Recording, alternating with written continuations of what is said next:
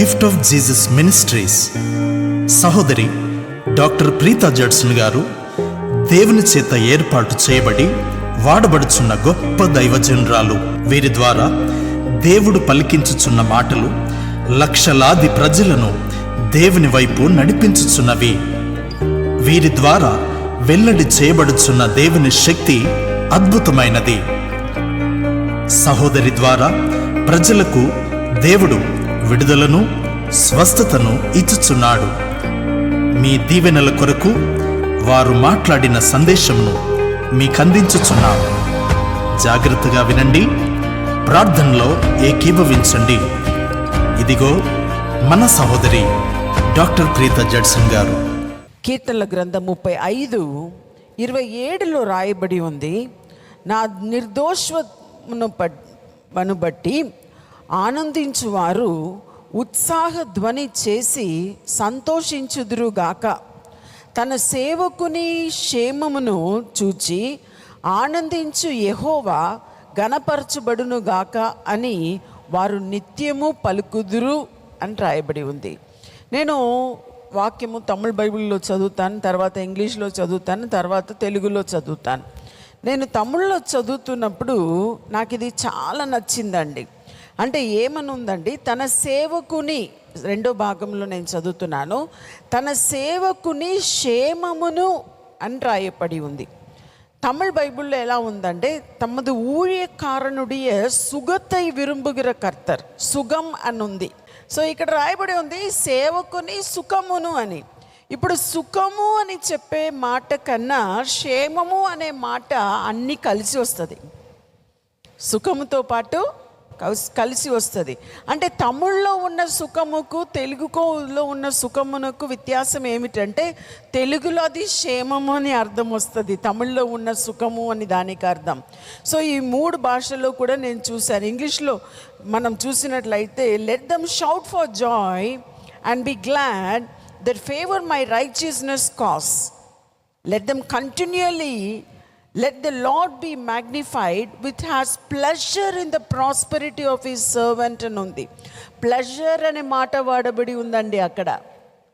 Pleasure in the prosperity of his servant అని చెప్పి అక్కడ రాయబడి ఉంది. అంటే ఈరోజు మనం ఎలా అయినా కూడా, తమిళ్లో అయినా తెలుగులో అయినా ఇంగ్లీష్లో అయినా కూడా మనం చూస్తే, ఈరోజు దేవుడు ఏం ఆశపడుతున్నాడంట, తన సేవకుల, మీరందరూ సేవకులు సేవకురాళ్ళు, తమ సేవకుల, అక్కడ ఏం రాయబడి ఉంది, క్షేమమును చూసి, సేవకుల క్షేమమును చూసి దేవుడు ఏం చేస్తున్నాడంట, ఆనందిస్తూ ఉన్నాడంట. అంటే మీ క్షేమము, ఎవరి క్షేమం అండి? దేవుడు చాలా మీ క్షేమమును చూసి ఆయన ఆనందించుచున్నాడు అని రాయబడి ఉంది. అంటే ఈ కీర్తన, ఈ 35, అందుకే చెప్పాను 35 ఓపెన్ చేసుకోండి అని చెప్పాను. నేను ఈ 35వ కీర్తన ఒక 10 సార్లైనా చదివి ఉంటాను ఈ మెసేజ్ కోసం. చాలా ఇంట్రెస్టింగ్ అనిపించింది. ఈ 35వ కీర్తనలో మనం చూసినట్లయితే 35:1 నుండి మనం చూడవచ్చండి. నేను ఫుల్ ఇప్పుడు చదవను. 35లో 1వ వచనం మనం చూస్తే, యెహోవా నాతో వ్యాజ్యమాడు వానితో వ్యాజ్యమాడుము, నాతో పోరాడు వానితో పోరాడుము. ఇది దావీదు ఒక కీర్తన అండి, 35వ కీర్తన. దావీదు ఏమంటున్నాడు, ప్రభువా నాతో ఎవడు వ్యాజ్యం ఆడుతాడో వాడితో మీరేం చేయాలి? మనము వ్యాజ్యం ఆడకూడదండి. ఎవరు వ్యాజ్యం ఆడతారంట? దేవుడే వ్యాజ్యం ఆడతాడు. అక్కడ రాయబడి ఉంది, నాతో పోరాడు వానితో మీరే పోరాడండి, నాతో పోరాడు వానితో పోరాడుము అని రాయబడి ఉంది. 2వ వచనంలో, కేడమును డాలును పట్టుకొని నా సహాయమునకై లేచి నిలుపుము. ఆయన అంటున్నాడు, డాలును పట్టుకొని, కేడమును పట్టుకొని, ప్రభువా నా సహాయమునకై లేచి నిలుపుము. అందరు నోట్ చేసుకొని ఈ కీర్తన ఇంటికి పోయి ఇంకా మిగిలిన వచనాలు కూడా చదివి చూడండి. నేను కొన్ని మాత్రం చెప్తాను. 8వ వచనంలో మనం చూస్తే, వానికి తెలియకుండా చేట వాని మీదికి వచ్చునుగాక, తాను ఒడ్డిన వలలో తానే చిక్కబడునుగాక, వాడు ఆ చేటులోనే పడును కాక. అంటే నాకు ఎవరు గొంతు తవ్వారో ప్రభువా, వారే ఆ గొంతులో పడాలి. అది అర్థం అక్కడ అదే. 8వ వచనంలో నాకు తెలియకుండానే నాకు తవ్వేరు, వాని మీద వచ్చును గాక అంటున్నాడు. వారు ఒడ్డిన వలలో తానే చిక్కు కొన్ను గాక. అబ్సలోం దావీదును వెంటాడి వెళ్ళాడు కదా. కానీ చివరికి ఎక్కడ అయింది? తన వెంట్రుకలు, తన అందమే ఆయనకు పెద్ద అందం అని అనుకున్నాడు. చాలా అందగాడు. జరిగింది ఏమిటి? ఆయన తల వెంట్రుకలే అక్కడ చిక్కుకొని ఆయనే చనిపోయాడు. ఆయనను చంపారు, తర్వాత ఆ రీతిగా చనిపోయాడు అని మనం చూస్తున్నాం. సో మనం ఎప్పుడు కూడా సేవకులుగా మనము వారి మీద పగ తీర్చాలి, వీరి మీద పగ తీర్చాలని కాదు. మనకు విరోధముగా ఎవరు లేచుచున్నారో, మీకు విరోధముగా ఎవరెవరు, అది వేరే వచనం ఉందండి, రూపింపబడు ఆయుధము వర్ధిల్లు, అది చెప్తున్నారు సిస్టర్. మీరు అదే కదా చెప్పారు. నేను అది చెప్పట్లేదు. నేనేమంటున్నాను, మనకు విరోధముగా ఏ ఆయుధం లేచినా, ఏ మనిషి లేచినా దానికి మనము వారికి శత్రువుగా మనం పోకూడదు. దేవుడే శత్రువుగా ఉంటే ఏమవుతుందండి? దేవుడు చూసుకుంటాడని విడిచిపెట్టండి. ఆయనకు తెలుసు బాగా ఎలా పగ తీర్చాలో శత్రువు మీద అని. మనకన్నా దేవునికి బాగా తెలుసో తెలియదా? తెలుసు. సో ఇంకా మనం చూస్తున్నాం 12వ వచనంలో, మేలునకు ప్రతిగా నాకు కీడు చేయుచున్నారు, నేను దిక్కులేని వాడైతిని అని అంటున్నాడు. ఇంకా 23లో నాకు సహాయము నాకు న్యాయము తీర్చుటకు మేలుకొనుము. అంటే నేను ఇది చదువుతున్నప్పుడు అనుకున్నాను, మన దేవుడు ఏమి దేవుడు అండి? దావీదు ఇలా రాస్తున్నాడు, కానీ మన దేవుడు కునుకడం అంటే ఏంటండి? నేను ఇంకొక 2 గంటల సేపు మాట్లాడాను అనుకోండి, ఏమొస్తుంది? మేము స్కూల్లో చదువుతున్నప్పుడు చాలా బోరింగ్ హిస్టరీ క్లాస్ అండి. హిస్టరీ అని ఉంటుంది ఒక సబ్జెక్ట్, అన్ని తెలుగులో ఏమంటారో నాకు తెలియదు. ఆ హిస్టరీ క్లాస్ వస్తే అది చూసి మధ్యాహ్నం భోజనం అయినాక ఫస్ట్ పీరియడ్లో పెడతారు హిస్టరీ క్లాస్. అసలే బోర్ కొడుతుంది అది. మీకు ఎలా ఉంటుందో తెలియదు, నాకైతే చాలా బోరింగ్. అలా కన్ను అలా తెరిచి పెట్టడమే చాలా కష్టంగా ఉంటుంది. అప్పుడు ఏమైతే తెలుసా? కునుకు. అప్పుడు టీచర్ అంటే లే పోయి ముఖం కడిగిరా.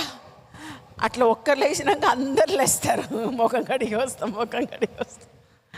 అదే కునుకుపాటు. ఏంటి? అలా కూర్చొని అలా కునుకు వస్తుంది.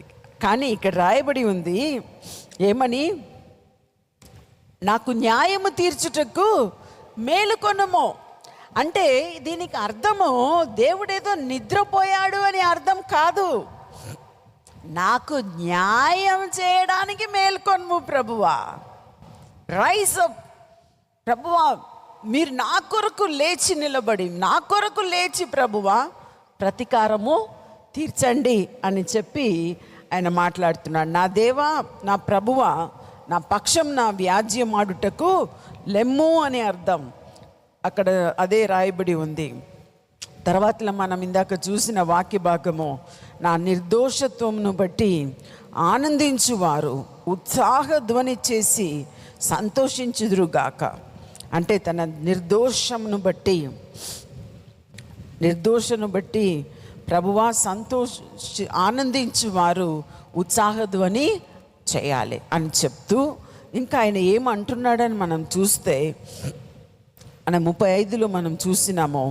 ఇంకా మనం చూస్తే ఆ 2వ భాగంలో ఉంది, తన సేవకుని క్షేమమును చూచి ఆనందించు యెహోవా ఘనపరచబడును కాక. ఇప్పుడు ఎవరు ఆనందిస్తారండి మన క్షేమమును చూసి? ఇక్కడ ఎవరు ఆనందిస్తారని రాయబడి ఉంది? తన సేవకుని క్షేమమును చూచి ఆనందించు. బైబిల్ చూస్తున్నారా? 35:27లో ఉంది, తన క్షేమమును చూచి ఆనందించు యెహోవా. ఎవరండి ఆనందించుచున్నాడు? మనకు టెన్షన్ అవసరమా? మనతో ఆయన ఉండగా, ఆయన మనకు తోడుండగా, ఆయన మనకు నీడగా ఉండగా, ఆయన మనకు ఆశ్రయముగా ఉండగా, ఆయన మనకు బలముగా ఉండగా, ఆయన మనకు కొండగా ఉండగా, ఆయన మనకు అండగా ఉండగా, హల్లెలూయా, మనకే భయము లేదు.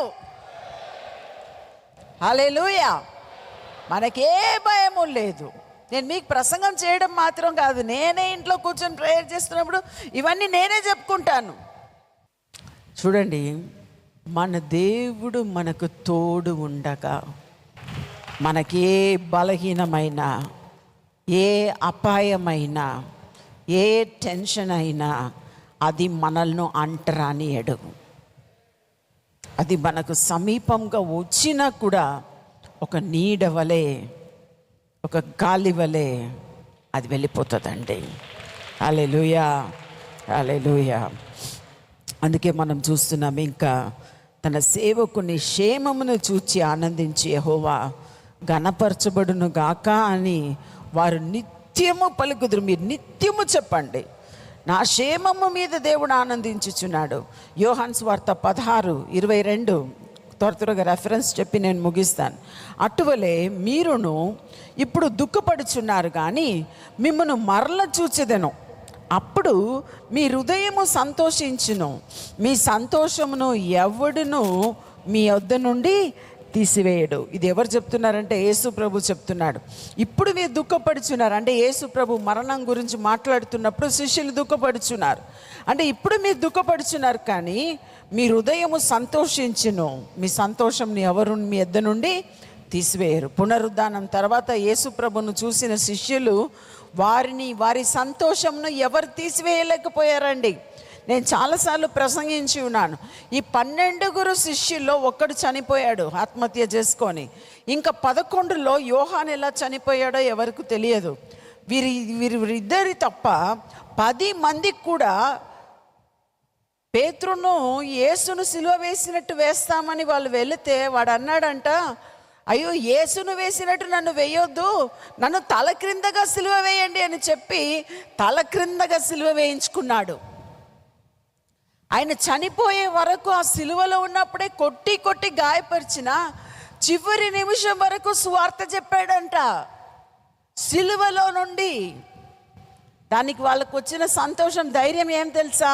పునరుద్ధాడైన క్రీస్తును వారు చూశారు. మనకున్న నిరీక్షణ ఈ లోకంలో ఏం కావాలంటే, ఈ లోకము వాటి కొరకు కాదండి మన ధైర్యము, మన విశ్వాసం ఈ లోకంలో ఉన్న సేవ కొరకు కాదు. ఇక్కడ చేసిన సేవకు ప్రతిఫలం మనం అక్కడ పొందుతాం. హల్లెలూయా. నా విశ్వాసం అదే. నేను చేసిన సేవకు ఇక్కడ ఏదో నాకు యవ్వనం తిరిగి వస్తుంది, ఎవరైనా అలా చెప్తే నేను నమ్మను. ఆ యవ్వనం తిరిగి రాదు. నాకు పోయిన 20 ఏళ్ళలో ఉన్న బలం ఇప్పుడు నాకు తిరిగి రాదు. అప్పుడు పరిగెత్తినట్టు ఇప్పుడు నేను పరిగెత్తలేను. నా శరీరం వీక్ అయిపోతుంది, కానీ నా ఆత్మ ఏమైతే తెలుసా? రోజుకు నూతన పరచబడుతుందండి. అదే రీతిగా మీ ఆత్మ కూడా రోజుకు నూతన పరచబడుతూనే ఉంటుంది. హల్లెలూయా, హల్లెలూయా. ఇంకా జెఫన్యా 3వ అధ్యాయం 14-15లో మనం చూస్తున్నాము, సియోను నివాసులారా ఉత్సాహధ్వని చేయుడి, ఇజ్రాయేలులారా జయధ్వని చేయుడి, యెరూషలేము నివాసులారా పూర్ణ హృదయంతో సంతోషించి గంతులు వేయుడి. తాను మీకు విధించిన శిక్షను యెహోవా కొట్టివేసి ఉన్నాడు. అంటే ఒకవేళ ఏదైనా శిక్ష మన మీద ఉంటే, యేసు మీద మన శిక్ష అంత మోపబడింది గనుక, ఇది పాత నిబంధనలో మనం చదువుతున్నాం జెఫన్యా గురించి, కానీ కొత్త నిబంధనలో మన శిక్ష అంతా తన మీద వేసుకున్నాడు కాబట్టి మనం ఏ శిక్ష అనుభవించవలసిన అవసరమే లేదండి. అదే ఇక్కడ రాయబడి ఉంది, కొట్టివేసి ఉన్నాడు. మీ శత్రువులను ఆయన వెళ్ళగొట్టి ఉన్నాడు. ఇజ్రాయేలు రాజైన యెహోవా మీ మధ్య ఉన్నాడు. ఇక మీదట మీకు అపాయము సంభవింపదు అని రాయబడి ఉంది. ఈ వాగ్దానంను పట్టుకోండి. ఇక మీద మీకు ఏ అపాయము మిమ్మల్ని సమీపింపదు అని చెప్పి మీరు నమ్మండి. తప్పకుండా దేవుడు మీకు తోడుగా ఆ రీతిగానే ఉండి చేస్తాడు. చివరిగా కీర్తనల 40వ కీర్తన 16వ వచనంలో రాయబడి ఉంది, నిన్ను వెతుకువారు అందరూ నిన్ను గూర్చి ఉత్సహించి సంతోషించుదురుగాక.